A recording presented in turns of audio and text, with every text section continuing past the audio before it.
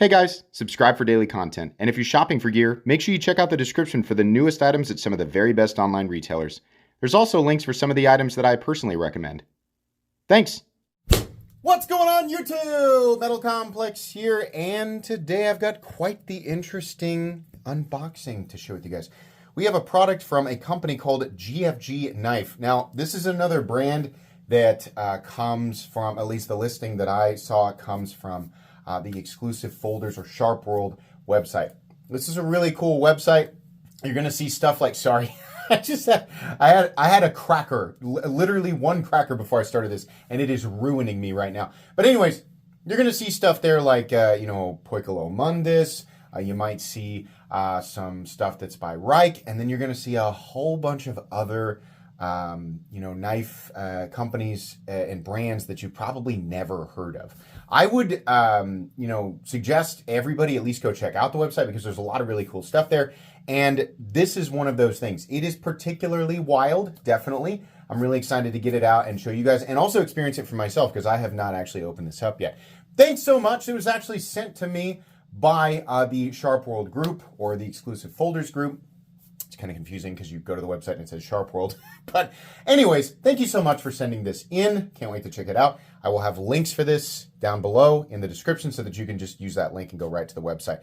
Thanks to my patrons for supporting me.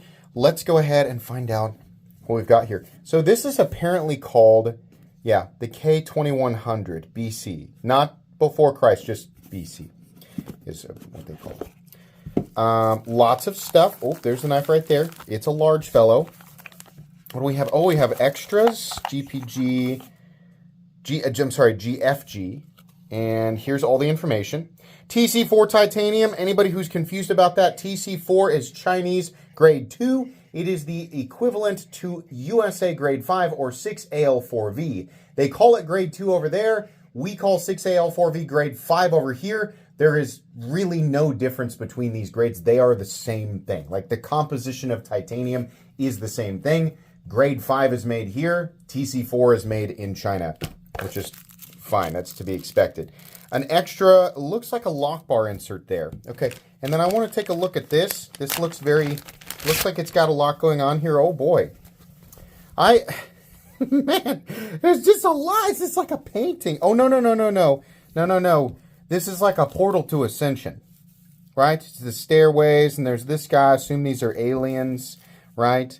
And then this knife it's part of the portal. There's a lot. This is a lot. But it's interesting. It's really nice to look at. I like the colors. Okay. The K2100. Here we go. All nicely packaged. That's what you can rest assured it's going to. God, what is going on? So there's two variations of this. There's another variation that's more expensive. That's like titanium, Damascus, and zirconium. Sorry, the pocket clip, something else is getting... Oh, I see. The pocket clip went through the packaging there. There we go. Okay, wow, look at this. So there's big chunks of mirror polished titanium, or very high polished titanium, that are laid into the frame. So we have... I'm going to guess big slots for tritium there, M390. We have the steel lock bar insert, says GFG. And there's almost, not completely, but almost a GTC vibe going on here. Let's go ahead and flick this. Oh, I did something wrong. Oh, there we go. Wow. I keep thinking I've seen every variation of compound blade, and everything else now is just going to be a subtle difference, right? I mean, nobody's going to toss a blade shape at me that really looks different. This is a very interesting way to do a compound blade. So we have a recurve compound Tanto double flat ground. Slightly thin. It's not hollow. Yes, it is. Yes, it is. I'm wrong about that. The initial edge is hollow. This is flat. But it follows the same, just about the same line, slightly more up here. So the recurve area is thinner, this is thicker, and then we have a third edge out here for the Tanto. Absolutely wild. Okay, let's feel the action. Okay, so the action's absolutely spectacular. The action is ridiculous. This right here is like I would put this on like a step, kind of, remember when I talk about when Wii has their magic mythical sauce, right? Enigmatic.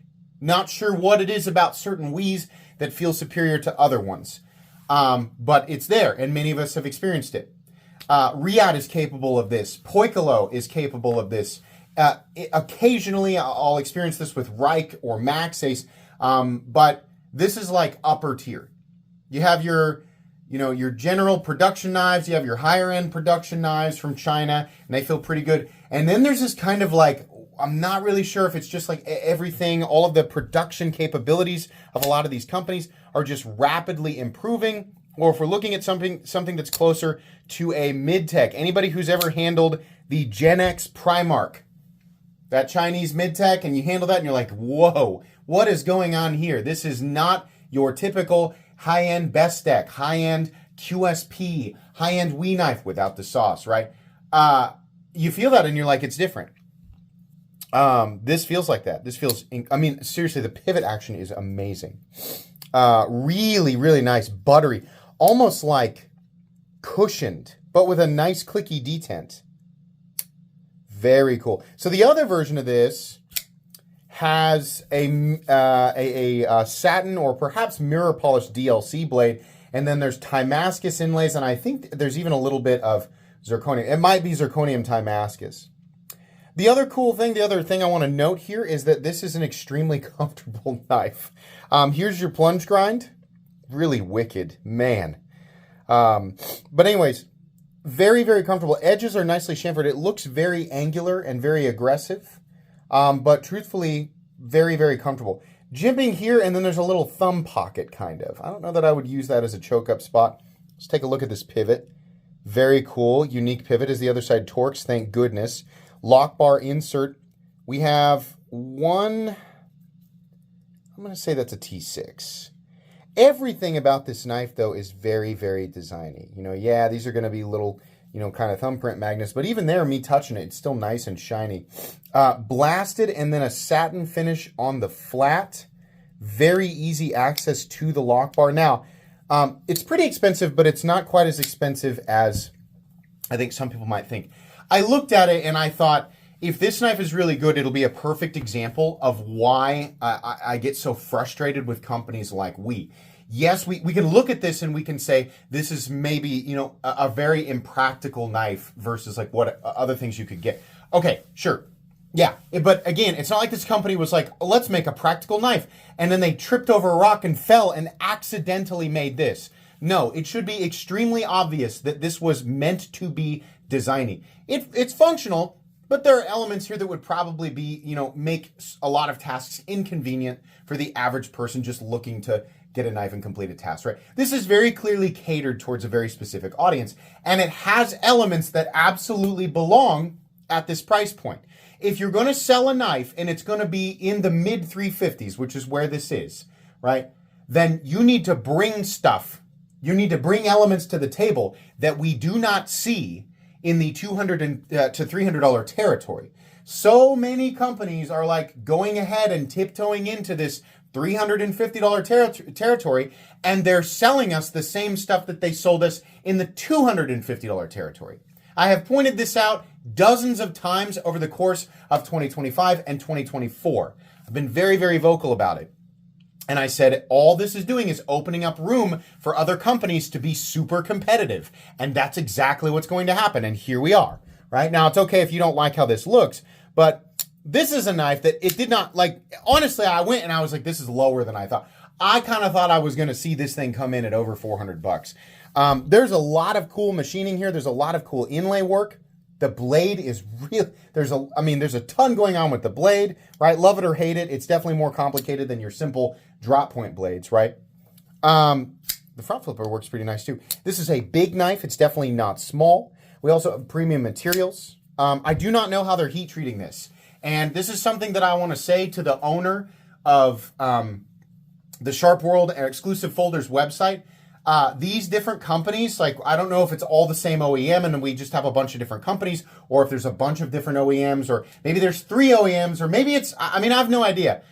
Whoever it is, you guys got to get the information that HRC hardness, the range, right? If it's 5961, if it's 6062, you gotta put that on the listings. Sometimes I see it, sometimes I don't, depending on the retailer. This needs to be normalized, especially you guys sending me knives that like feel really cool and look really cool. I don't have HRC testing equipment, but eventually somebody will test this stuff, right? So it's better to have this listed on the website. I want to review this, but I also want to get the information directly from the OEM or the retailer. But as more and more people discover your site, a lot of people now know about it because of the Alchem, which was featured on not only the Mundus website, but also the Exclusive Folders website. More and more people are going to discover your site. And the thing that they're going to demand with all of these brands and all of these products that they're unfamiliar with is, what is the HRC hardness? This is a super important detail. It's not enough anymore to simply have your blades made out of M390, which I'm sure these are. And it's not really that difficult for them to get a hold of M390 made by Bowler, right? But what we care about, even when the geometry is impractical, what we need to know is the HRC range. And that needs to be listed on every single product under specs.